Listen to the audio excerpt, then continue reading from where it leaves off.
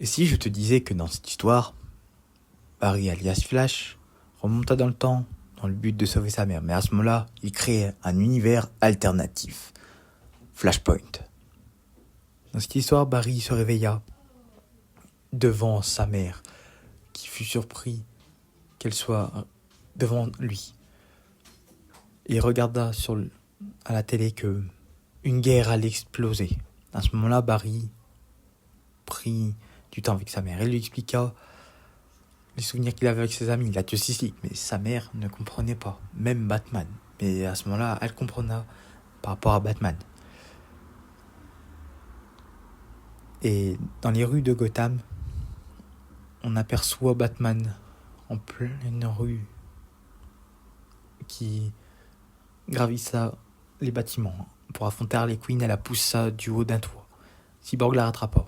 Cyborg, qui travailla pour le gouvernement, lui expliqua qu'une guerre était sur le point d'exploser. Batman s'en ficha et retourna en solo. De son côté, Barry alla visiter le manoir Wayne pour trouver une explication. Mais à ce moment-là, il ne tomba pas sur Bruce Wayne, mais il tomba sur Thomas Wayne, alias Batman, dont dans la ruelle, c'est Bruce qui est mort, et les parents de Wayne qui sont vivants.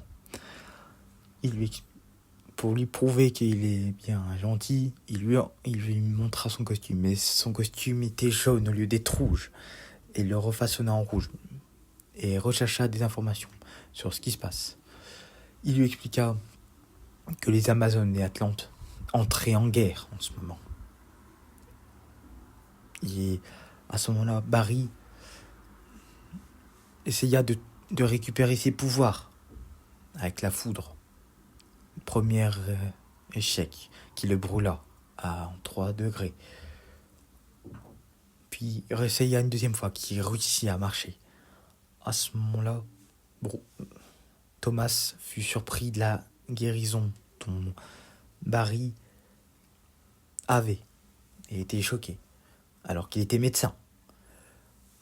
De son côté, Cyborg se joigna à Thomas et à Flash et trouvèrent ensemble un Superman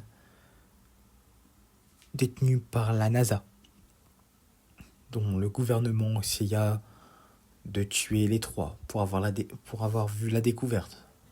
À ce moment-là, Superman, Clark Kent, n'avait pas atterri dans la maison des Kent, mais avait atterri en plein métropolis, qui la détruisa par ailleurs.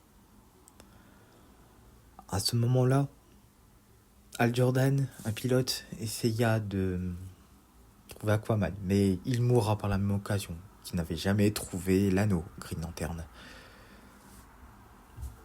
Dans le camp de Cyborg, il retrouva Shazam, dont il regarda Flash, inconscient, et s'approcha de lui. Mais à ce moment-là, il eut une connexion avec Flash et regarda les événements qu'il avait en tant que Shazam dans sa réalité, dont il affronta Black Adam, et il lui demanda à Flash: « Mais qui es-tu »